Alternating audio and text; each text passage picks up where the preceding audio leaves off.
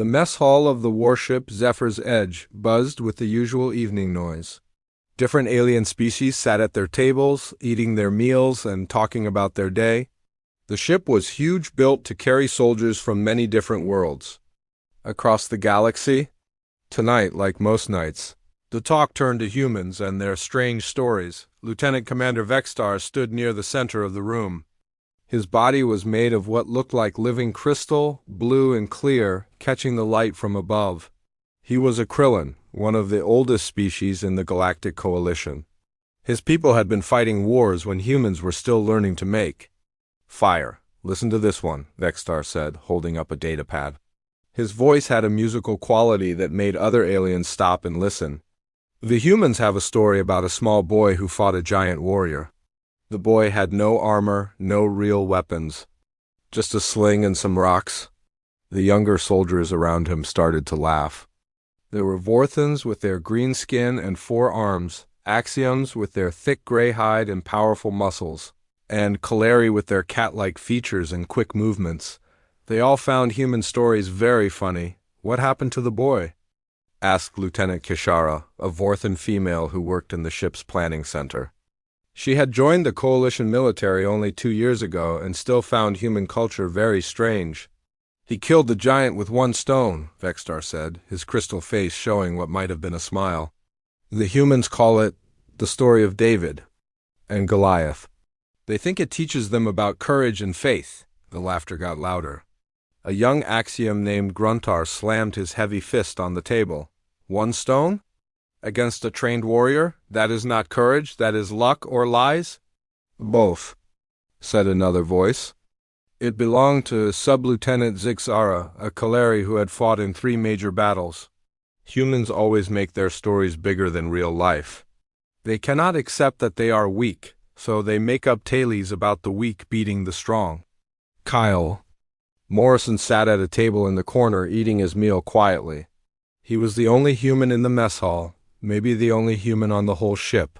His brown hair was cut short in military style, and his green eyes looked tired. He had been serving with the Coalition for 3 years now, and he had heard this kind of talk many times before. The aliens did not mean to be cruel, he knew. They just did not understand humans very well. To them, human stories seemed silly and impossible. They saw the universe in terms of facts and numbers. Strong beats weak, big beats small, many beats few. That was how things worked in their minds. Tell them about the 300 warriors, called out another alien from across the room. Kyle did not look up to see who it was. He did not want to draw attention to himself. Oh yes, Vexstar said, his musical voice carrying across the room. The humans have another story about 300 soldiers who fought against thousands of enemies. They all died, of course. But the humans think this makes them heroes. How many enemies? Asked a young Vorthan. The story says 1 million. Vexstar replied, 300 against 1 million. And the humans think this is something to be proud of. Madness, muttered Gruntar. Any smart commander would have retreated. Live to fight another day. But humans they choose to die for. Nothing. Kyle wanted to speak up. He wanted to tell them that the Battle of Thermopylae was not about dying for nothing. It was about buying time for others to prepare. It was about showing the enemy that some people would not give up, no matter what. But he stayed quiet. He had learned that trying to explain human culture only made the aliens laugh harder. The ship's main computer spoke up with its calm female voice. Attention all personnel. We will arrive at Kepler 442b in 6 hours. All squad leaders report to briefing room 7 for mission details. The aliens in the mess hall started to look more serious. Kepler 442b was not a safe place. The planet was under attack by the Drakethal horde, a species that fought like wild animals and never showed mercy. Many Coalition soldiers had died there in the past few months. I heard the Drakethal took another city last week, said Kishara, her 4 arms moving nervously. The defenders did not even slow them down. The Drakethal are smart, Vexstar said, his crystal body dimming slightly. They use the planet's own life forms against us. They change animals into weapons. They turn plants into traps. Fighting them is like fighting the whole world. How many of them are there? Asked a young Kaleri. Too many, Gruntar answered. They breed fast and they do not fear death. Every one you kill, two more take its place. Kyle had read the reports about the Drakethul.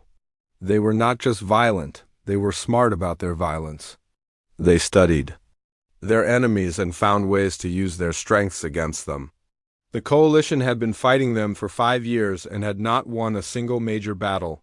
Maybe we should tell the humans about the Drakethul, said Zixara with a cruel smile. They could make up a story about how one human with a stick defeated the whole horde, the aliens laughed again. Kyle felt his face get hot with anger, but he kept eating his meal. He had learned to control his temper during his time with the coalition. Getting angry only proved to the aliens that humans were too emotional for real military work. The humans do have many stories about impossible victories, Vextar said. They tell tales about rebels who destroyed a moon-sized battle station with a single fighter ship. They have stories about soldiers who held bridges against armies. They think these stories make them special. Stories are just stories, said Gruntar. In real war, you need real strength. You need good weapons and smart plans. You need numbers and supplies. You do not need stories. Kyle thought about his grandfather, who had fought in Earth's last great war. The old man had told him stories about battles where everything went wrong, where the plans failed and the weapons jammed and the numbers were all against them. But somehow, someway, they had kept fighting. They had found ways to win when winning seemed impossible. But Kyle did not tell the aliens about his grandfather. They would not understand. They would just laugh and say that one old man's stories proved nothing about human strength. The mission briefing should be interesting, said Kishara. I wonder what impossible job they will give us this time. Every job is impossible when you fight the Drakethul, Vextar replied. But we are coalition soldiers. We find ways to do impossible things. With real tactics and real weapons, added Gruntar. Not with stories and dreams. The aliens started to leave the mess hall, heading to their quarters to prepare for the mission briefing. Kyle finished his meal slowly, thinking about the planet they were going to visit. He had a bad feeling about this mission. The Drakethul were getting stronger, and the coalition forces were getting weaker. Something big was going to happen on Kepler 442b, and Kyle was not sure they were ready for it. As he left the mess hall, Kyle passed by a group of younger aliens who were still talking about human stories. They did not see him, but he heard them clearly. The funniest thing about human myths, one of them said, is that they actually believe them. They think their stories are real history. Kyle walked away, but the words stayed with him. Maybe the aliens were right. Maybe human stories were just made-up tales that had no place in real war. Or maybe, just maybe, the aliens did not understand what those stories really meant. Time would tell. The alarm bells rang through the ship as they dropped out of hyperspace near Kepler 442. Kyle Morrison felt his stomach drop as the artificial gravity adjusted to normal spaceflight. Around him, other soldiers were checking their weapons and equipment, but their faces showed worry instead of confidence. Through the small windows, Kyle could see the planet below.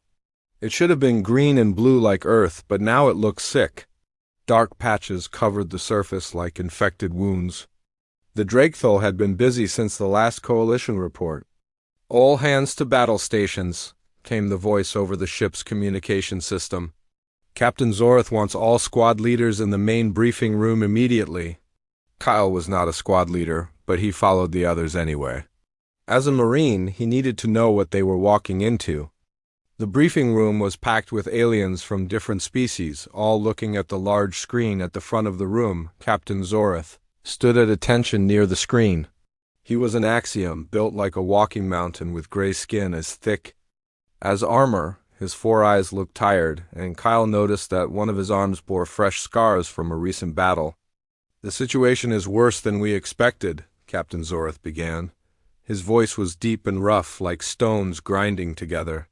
3 days ago, the Drakethul took New Geneva, the planet's largest city.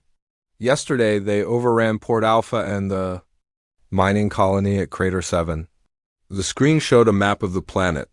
Red marks covered most of it now. Each red mark was a place where the Drakethul had won. How many coalition forces are left? Asked Lieutenant Commander Vexstar, his crystal body flickering with nervous energy. Fewer than we hoped, Captain Zorith replied. Most of the regular army units have been destroyed or scattered. We have maybe 2,000 soldiers left on the whole planet, spread across a dozen small outposts. A Vorthan officer raised 2 of her 4 arms. What about civilian evacuation? Are we pulling everyone out? That is our mission, the captain said, pointing at the screen. Research Station Omega-7 is still holding out. They have 300 civilians, mostly scientists and their families. We need to get them to the extraction point so they can be taken off-world. Kyle looked at the map more carefully.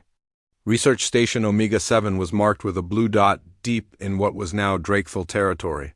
The extraction point was marked with a green dot, almost on the other side of the continent. Captain, said Lieutenant Kishara, the Vorthan Tactical. Officer, what is the distance between the station and the extraction point? 200 kilometers, Captain Zorith replied, through territory that is now controlled by the enemy. The room went quiet. 200 kilometers was a long way to move 300 civilians, especially with the Drakethul hunting them. Kyle had read enough reports to know that the Drakethul did not take prisoners. They killed everything they found. What do we know about enemy numbers? Asked Runtar, the young Axiom who had been laughing at human stories just hours before. Captain. Zorith touched a control, and the screen changed. Now it showed estimates of Drakethul forces. The numbers were not good. Intelligence suggests there are at least 50,000 Drakethul on the planet now, the captain said. They have taken control of the local ecosystem. The forests are full of their bioconstructs. The rivers run with their breeding pools. Even the air is dangerous in some areas. Kyle felt his mouth go dry. 50,000 enemies against their one ship with maybe 200 soldiers. The math was simple and terrible. Sir, said Sub-Lieutenant Zixara, her cat-like ears flat against her head, those numbers mean we are outnumbered 250 to 1. I can do math, Lieutenant, Captain Zorith said sharply. The question is whether we can do our job anyway. Lieutenant Kishara stood up, her 4 arms moving as she worked on her portable computer. Captain, I am running tactical simulations. Now, the computer will tell us our chances of success. Everyone waited while the computer worked. Kyle watched the other soldiers' faces. They all looked worried. Even the experienced ones like Vexstar seemed nervous. Results are ready, Kishara announced. Her voice was quieter than usual. The computer has run 1,000 different scenarios. We succeed in 12 of them. 12 out of 1,000? Asked Gruntar. That is barely 1%. 1.2% to be exact, Kishara said. And those 12 scenarios all depend on the Drakethul making serious mistakes or having equipment failures. Captain Zorith nodded slowly. So we need the enemy to be stupid or unlucky. Yes, sir. The computer says our best strategy is to request a different mission. Maybe we could evacuate civilians from one of the closer outposts instead. There are no other outposts with civilians, the captain replied. Research Station Omega-7 is the last one. If we do not get them out, 300 people die. The room fell silent again. Kyle could hear the ship's engines humming and the quiet beeping of electronic equipment. Everyone was thinking the same thing. This mission was impossible. Captain, said Vexstar carefully, perhaps we should contact Coalition Command. Tell them the situation has changed. Ask for reinforcements. There are no reinforcements, Captain Zorith said. Every available ship is fighting the Drakethul somewhere. Else, we are what these people have. Kyle looked around the room at all the alien faces. They were good soldiers, he knew. They were brave and well-trained. But they were also smart enough to know when a mission could not be done. The Drakethul are not like other enemies, said an older Kalari officer Kyle did not know. They do. Not just fight with weapons. They change the environment itself. They make the trees into traps and the ground into quicksand. They poison the air and the water. How do they do that? Asked a young Vorthan. Biotechnology, Captain Zorth explained. They do not build machines like we do. They grow them. They take living things and change them into weapons. A forest that looks normal might be full of plants that explode when you touch them. A river that looks clean might be full of organisms that eat through metal. Kyle thought about the stories the aliens had been mocking in the mess hall. Stories about impossible battles and hopeless odds. Maybe those stories were more important than the aliens realized. Sir, Kyle said, speaking up for the first time, I have an idea. All the alien eyes turned to look at him. Some looked surprised that the human had spoken. Others looked annoyed. What is it, Sergeant Morrison? Captain Zorth asked. Kyle stood up, feeling nervous but determined. What if we do not try to fight through the Drakethel? What if we make them come to us instead? Explain, the captain said. The Drakethel are hunters, Kyle said. They like to chase their prey. What if we give them something to chase? A small group could draw them away from the evacuation route while the main force gets the civilians to safety. Lieutenant Keshara laughed, but it was not a happy sound. You're suggesting we sacrifice a team to save the civilians? Not sacrifice, Kyle said. Distract. If we can keep the enemy busy in one place, they cannot attack the evacuation convoy. And that is suicide, said Gruntar. The team that acts as bait will be destroyed. Maybe, Kyle admitted. But maybe not.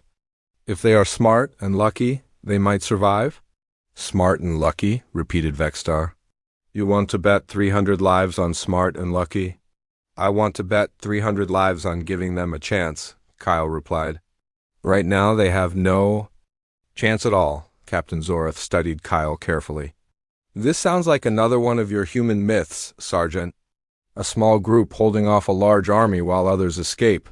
Maybe it is, Kyle said, but sometimes myths work. The aliens in the room looked at each other. Kyle could see doubt in their faces. His plan sounded crazy to them, just like human stories always did. I will consider your suggestion, Captain Zorth said finally. But we need a real plan, not just hope and courage. Hope and courage might be enough, Kyle said quietly, but he was the only one who believed it. Kyle Morrison could not sleep. He lay in his small bunk, staring at the metal ceiling above him. The ship was quiet now, except for the constant hum of the engines and the soft beeping of monitoring equipment. Most of the crew was resting before the mission began. But Kyle's mind would not stop working. He kept thinking about the briefing and the looks on the aliens' faces when he suggested his plan.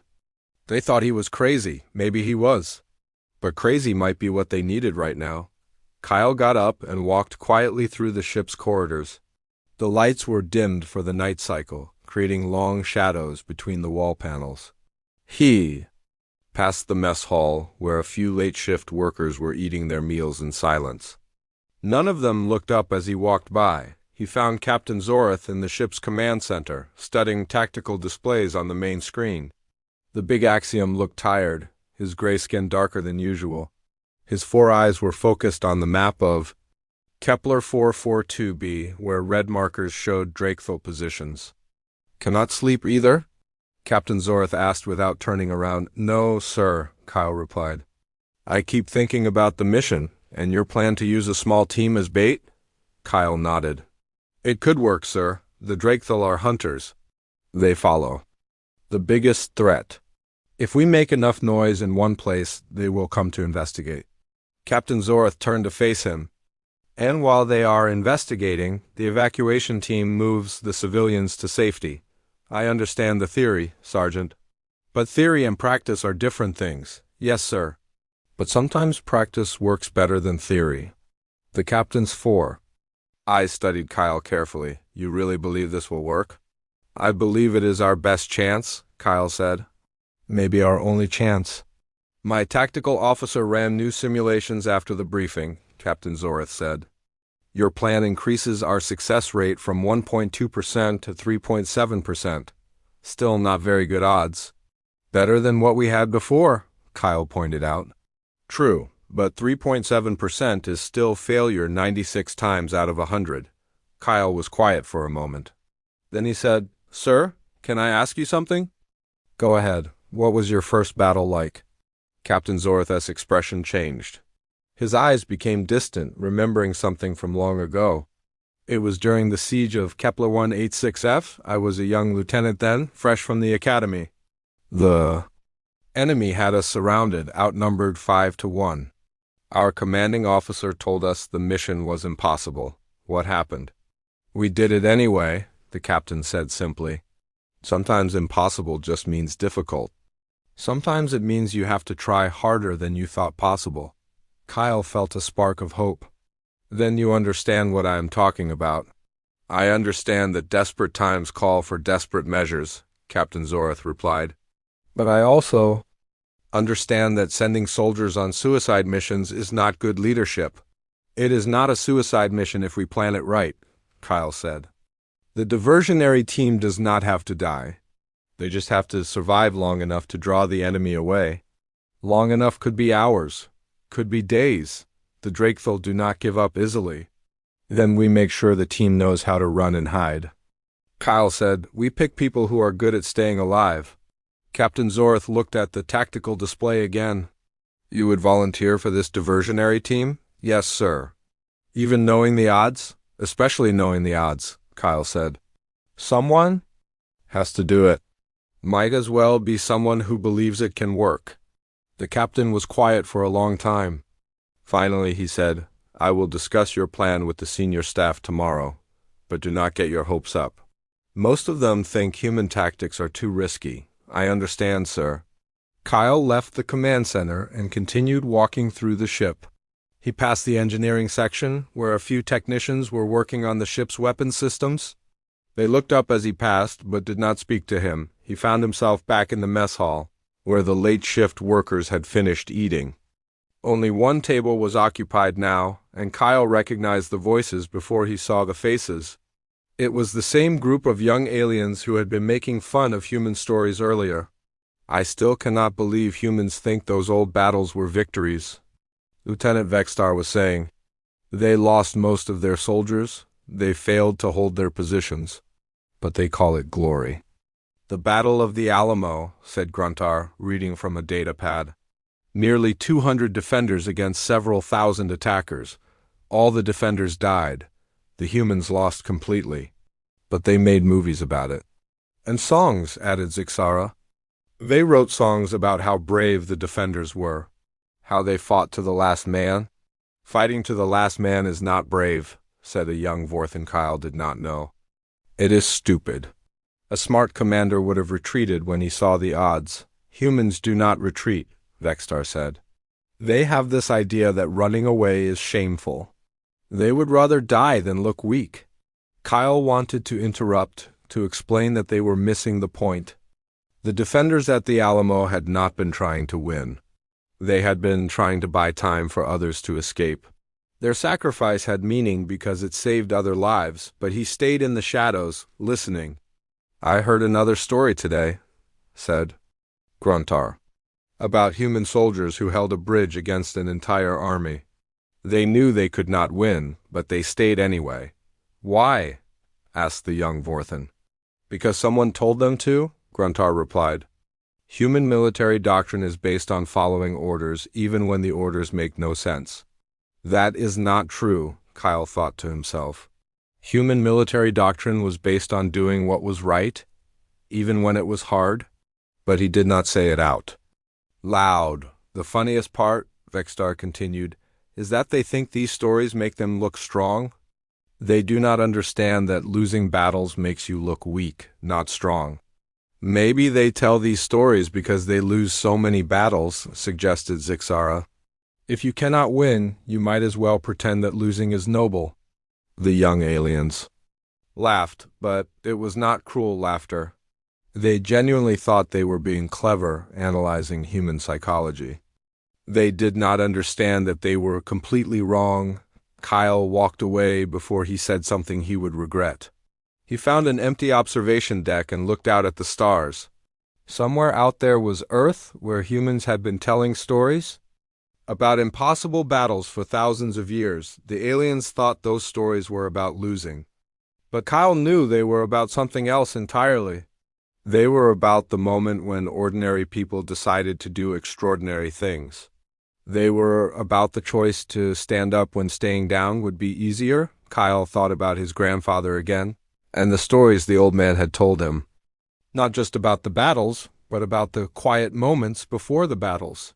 The moments when soldiers looked at impossible odds and decided to try anyway.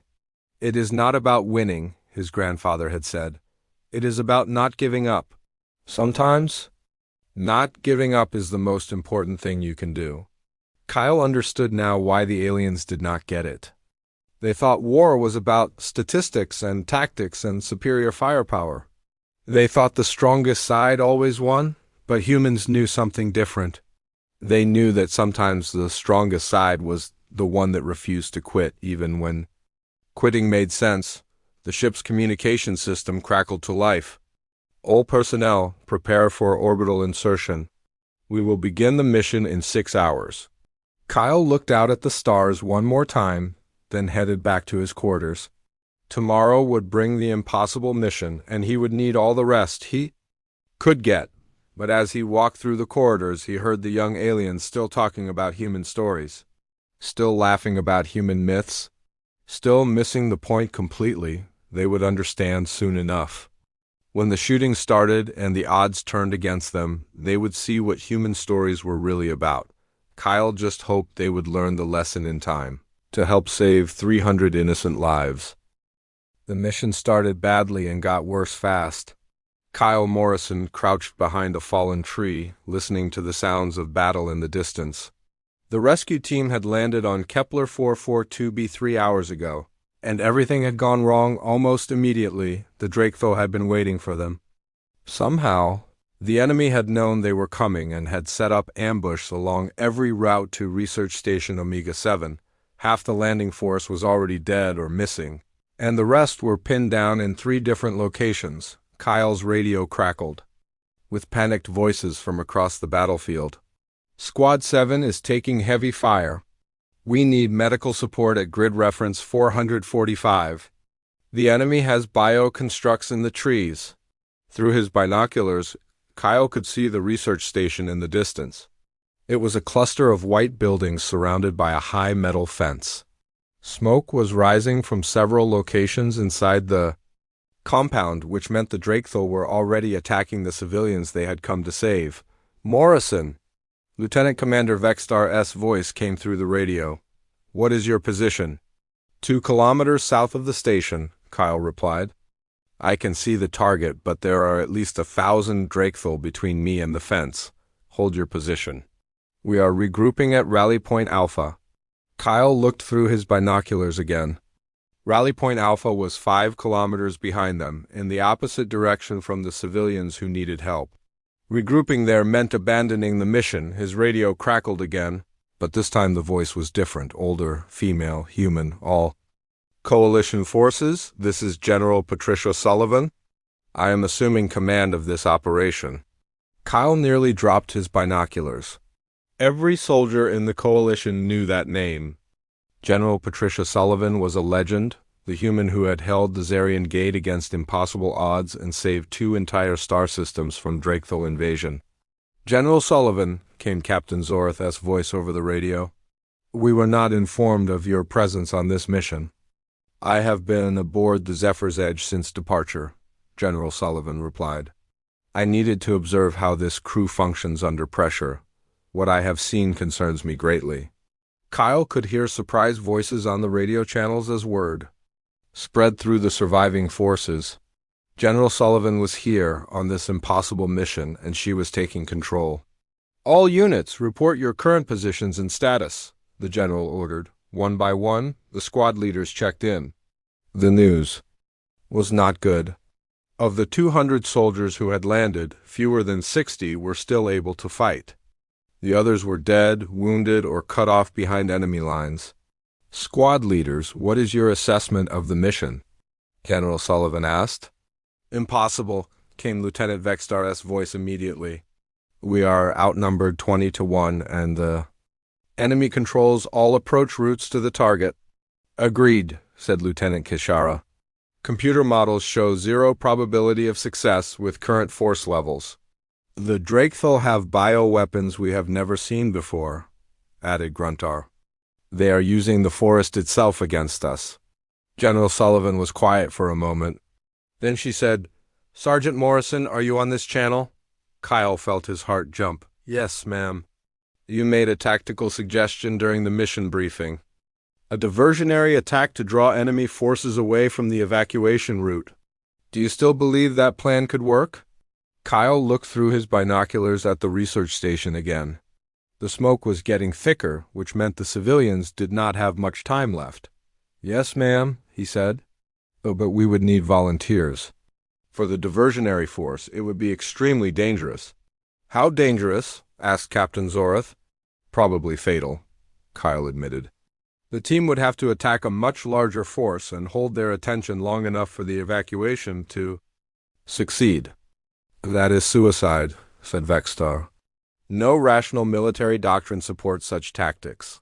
Sergeant Morrison, General Sullivan's voice cut through the argument, explain your reasoning. Kyle took a deep breath. Ma'am, the Drakethal are hunters. They respond to threats by concentrating their forces. If a small team attacks their main base, they will send everything they have to eliminate that threat. While they are busy with the diversion, the evacuation team can reach the civilians. And the diversionary team? Asked Kashara. They run. Kyle said simply, hit and run, keep moving. Make the enemy chase them away from the evacuation route. For how long? Asked Grundar, as long as it takes.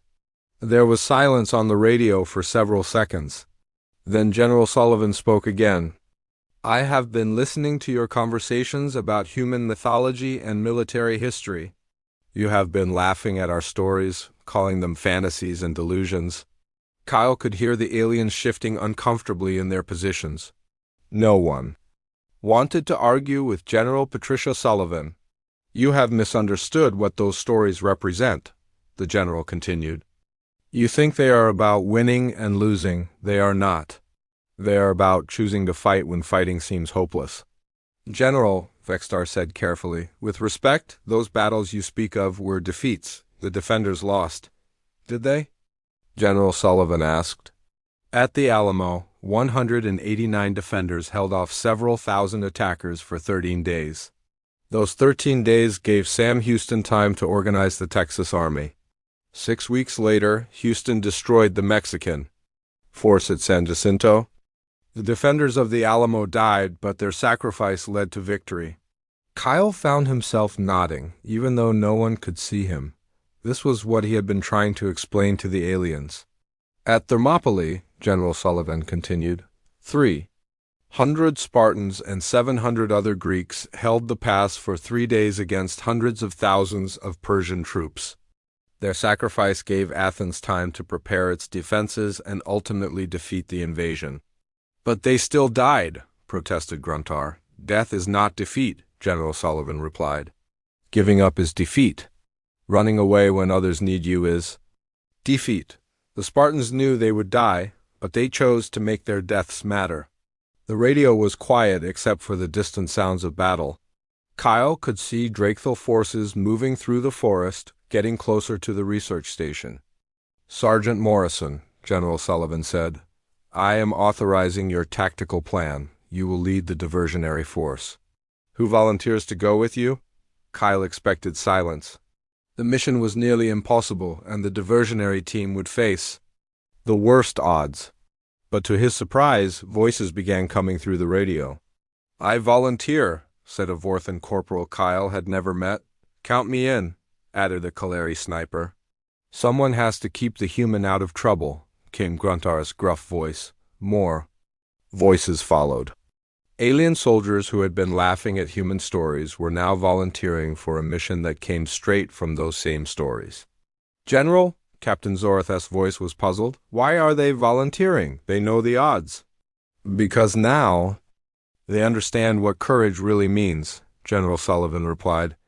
It is not about being fearless. It is about being afraid and doing what is right anyway. Kyle checked his weapon and prepared to move. Around him, volunteers were moving toward his position, ready to follow a human's plan into almost certain death. "Listen up, people," General Sullivan said over the radio. "This is not about winning an impossible battle. This is about saving 300 innocent lives. That is worth any risk." Kyle looked at the research station one more time. Soon, he and his volunteers would attack the Drakethil base and try to draw the enemy away. It was crazy, impossible, and dangerous. It was exactly the kind of thing humans had been doing for thousands of years. "Let's go save some people," Kyle said into his radio. The legend was about to become reality. Kyle Morrison ran through the alien forest with 12 volunteers behind him. The trees around them were wrong, twisted by Drakethil biotechnology into sharp, dangerous shapes. Some branches moved on their own, trying to grab the soldiers as they passed. The air smelled like poison and death. Behind Kyle, Gruntar was breathing hard but keeping up. The big Axiom had volunteered first and was now carrying the heaviest weapons. Next to him ran Corporal Lisa Chun, a Vorthan female who was an expert with explosives. The rest of the team was a mix of species, all united by the crazy idea that they could save 300 civilians. "Target in sight," Kyle whispered into his radio. Through the twisted trees he could see the main Drakethil base. It was a nightmare of living architecture, buildings that pulsed like hearts and walls that breathed like lungs. Thousands of Drakethil warriors moved around it like ants around a hill.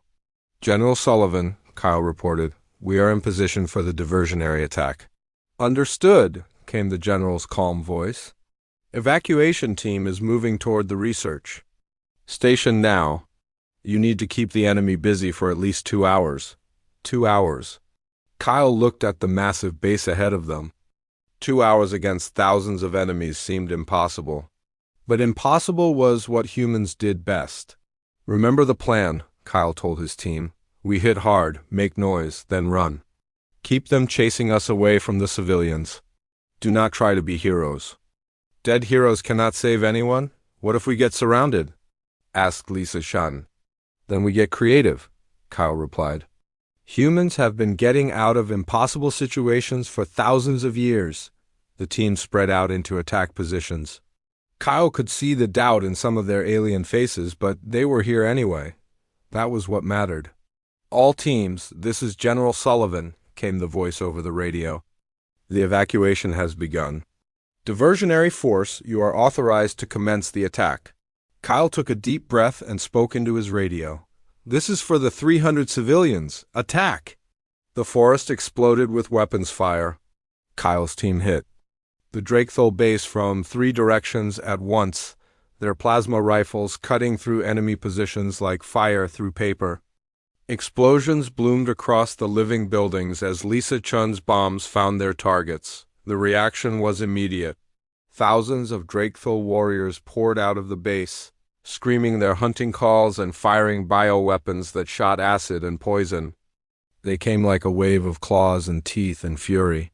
"Time to run," Kyle shouted. The diversionary team scattered into the forest, each soldier heading in a different direction. The plan was to make the Drakethil split their forces, chasing multiple targets instead of focusing on the evacuation. Kyle ran through the twisted trees with at least 50 Drakethil warriors behind him. Their hunting cries echoed through the forest as they crashed through the undergrowth.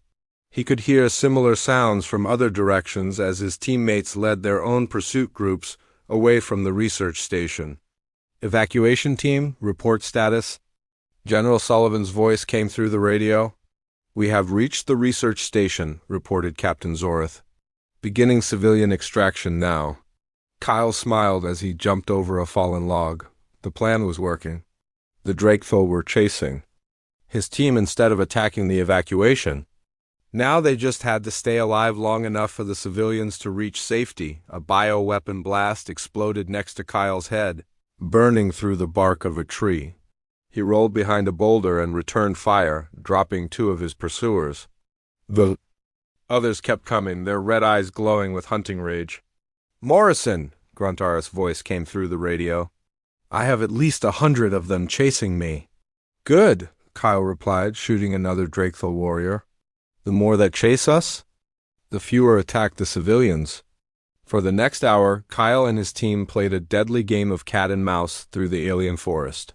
They would attack a group of Drakethel, then run before the enemy could surround them. They used every trick they could think of, setting traps, with explosives and using the forest's own twisted geography against their pursuers. Evacuation team has secured all civilians, Captain Zorith reported. Beginning movement to extraction point. Outstanding, General Sullivan replied. Diversionary team, how are you holding up? Kyle looked around. He could see 3 of his teammates through the trees, still alive and still running. But he had lost contact with several others. The team was scattered across kilometers of hostile forest, each member fighting their own desperate battle. We are managing, Kyle reported, but we have taken casualties. Understood. Hold them for another hour. The evacuation convoy needs more time, another hour. Kyle was already exhausted and his ammunition was running low. Around him, the forest was full of Drakethel hunters, all trying to kill him and his teammates. But as Kyle ran and fought and ran again, he realized something important. The aliens on his team were not fighting like aliens anymore. They were fighting like humans. Gruntar was using tactics that made no logical sense, attacking when he should retreat and retreating when he should attack. But somehow it was working. The Drakethel could not predict what he would do next. Lisa Chun was setting traps that any computer would say were impossible to build with available materials. But she was building them anyway, using human creativity instead of alien logic. Even the alien soldiers who had laughed at human stories were now living those stories. They were the small force holding off the large army. They were the defenders buying time for others to escape. General Sullivan, Kyle said into his radio as he ducked behind another tree, the team is fighting well. I think they understand. Now, understand what, Sergeant? What our stories really mean. They are not about winning impossible battles. They are about not giving up when giving up would be easier. General Sullivan's voice was warm when she replied. Exactly right, Sergeant. That is what makes humans special. Not that we always win, but that we always try. The radio crackled with Captain Zorith's voice. Evacuation convoy has reached the extraction point. All civilians are safe. Kyle felt a surge of joy. They had done it. 300 innocent people were going to live because a dozen soldiers had been willing to risk everything. Diversionary team, General Sullivan ordered. Begin withdrawal to secondary extraction point. Your mission is complete. Kyle looked around at the forest full of Drakethel warriors still hunting his team. Getting to the extraction point would be just as dangerous as everything they had already done. But somehow, that did not seem impossible anymore. You heard the general, Kyle said into his radio. Time to go home. As Kyle began moving toward the extraction point, he thought about the aliens who had volunteered for this mission. They had started the day laughing at human myths about impossible battles. Now, they were living proof that those myths were real. Lieutenant Vextar's voice came through the radio. Tired but alive. Morrison, I owe you an apology. I thought human stories were about failure. I was wrong. What are they about? Kyle asked. They are about ordinary people choosing to do extraordinary things. They are about courage when courage seems impossible. Kyle smiled as he ran through the alien forest. The aliens finally understood what humans had always known. Every myth, every story, every legend about impossible battles was really about one simple truth. Sometimes the most important thing you can do is refuse to give up. Even when the whole universe tells you to quit, 300 people were alive because 12 soldiers had learned that lesson, and that made every risk worth taking.